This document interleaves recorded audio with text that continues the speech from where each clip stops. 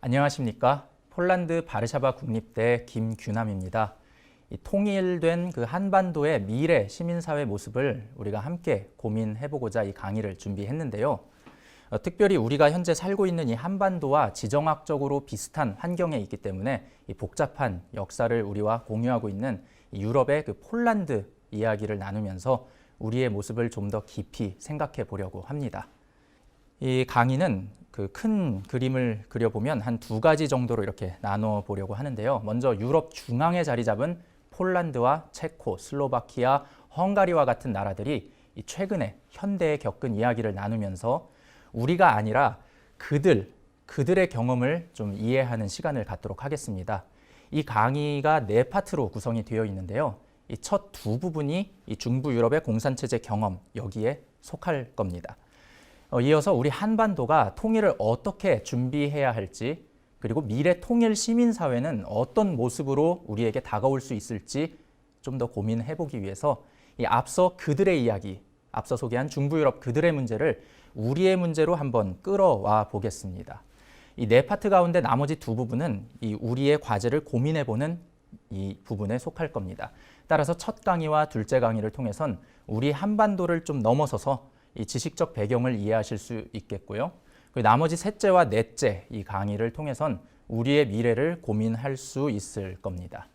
이 차례로 강의를 들어주시면요, 자연스럽게 그들의 이야기와 우리의 이야기가 이제 연결이 될 거라 생각합니다. 만약에 세 번째, 네 번째 강의부터 먼저 보시면 너무 의미만 이렇게 찾게 되는 강의만 보시게 될 것 같고요. 먼저 그에 대한 배경 지식을 1, 2강에 이렇게 깔고 들어가도록 하겠습니다. 오늘 강의의 관점에 대해서 먼저 말씀드리면요. 이 통일의 현실적 차원에 앞서서 가치적 문제에 먼저 집중하면서 그 다음에 현실로 나가보려고 합니다. 먼저 유럽 그들의 문제가 우리 문제에는 100% 적용은 안 될지라도 나와 우리에게 주는 그 영감을 찾아보려는 그 노력의 그 과정을 좀 거쳐보려고 합니다. 이 성찰의 시간을 좀 가지려고 하는 거죠. 통일을 또 어떻게 할 것인가라는 그 기술적 테크닉 그 차원보다는요, 또 어떤 통일이 되어야 되는지 존재적 차원의 가치 문제로 접근해 보려고 합니다. 이 눈에 보이는 통일의 유익에 앞서서 통일의 의미, 그러니까 왜 통일을 해야 되지? 통일은 뭐지? 뭐 이런 해석적 차원으로 바라보고자 합니다. 다시 말씀드리면 우리가 단순히 경제적 부를 추구하는 통일이 실용적 차원이라면 다시는 싸우면 안 되겠다. 그리고 이 통일을 통해서 우리가 지역 평화와 세계 평화를 만들 수 있겠다. 이러한 화해로 나가는 통일이 그에 앞선 가치적 차원이라고 할 수 있을 겁니다. 이러한 인문적 고민을 바탕으로 한 통일을 준비하면서 기술적이고 실용적인 통일로 그 다음에 나가는 게 이 강의의 관점이자 목표입니다. 우리가 살고 있는 이 동북아시아 한반도에서 이제 서쪽으로 약 8,000km 정도 이동해 보겠습니다. 이쪽으로 이제 우리가 가보면 중부 유럽, 중동부 유럽이 나옵니다. 이곳에 이제 유럽 지도가 있는데요. 그 프랑스, 뭐 이탈리아 반도 이렇게 보이죠. 특히 이 가운데 이 유럽이 있습니다. 여기를 이제 중부 유럽이라고 하는데요. 여기를 독일과 폴란드, 체코슬로바키아, 헝가리와 같은 나라가 모여 있는 이곳을 이제 중부 유럽이라고 합니다. 이 오른쪽에는 이 우크라이나, 하얀 러시아라고 하는 이 백러시아, 벨라루스라고도 하죠. 그리고 러시아와 같이 이제 옛 소련에 속했던 이 동부 유럽이 있습니다. 그 과거엔 이 중부 그리고 동부 이 유럽 나라들이 소련에 편입되거나 또는 이제 위성 국가로서 같은 블록에 있다고 해서 동유럽이라고 통칭하기도 했지만 1990년대 초에 이제 냉전이 끝나면서 체제 전환이 마무리됐죠. 그러면서 이제 지금은 중부와 동부 유럽으로 엄밀하게 나눠줍니다.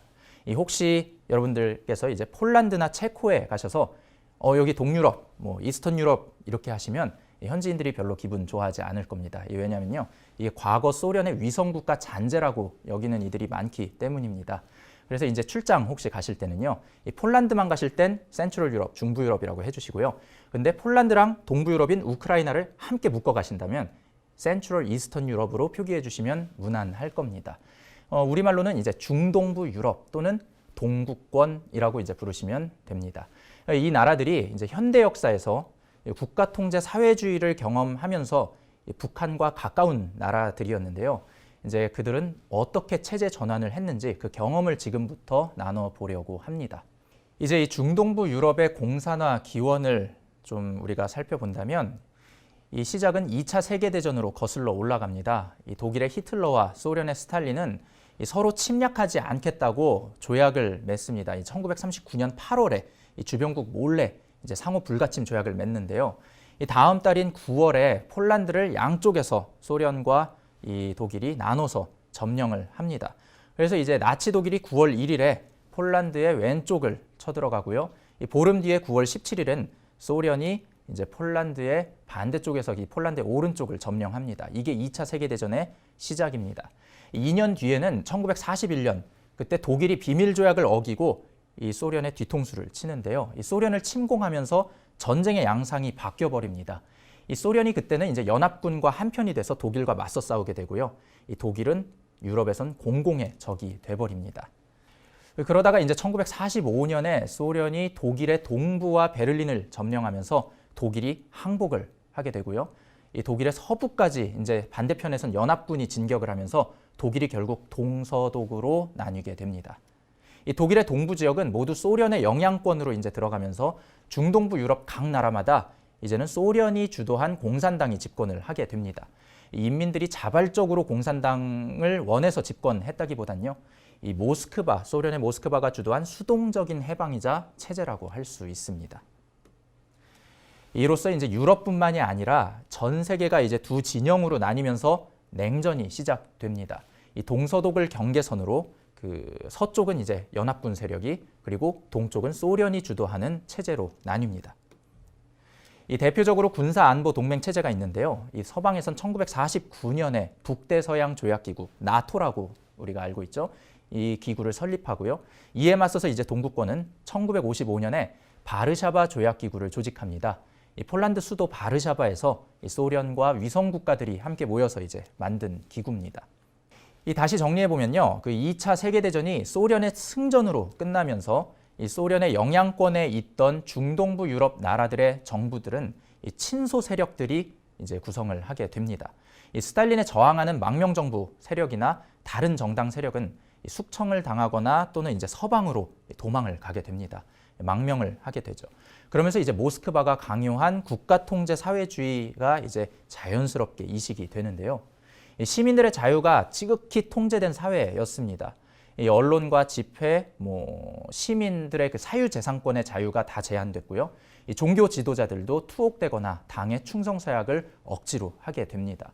이 스탈린식의 공포 정치로 그 많은 시민들이 이 국가에 동원되는 형식으로 움직입니다.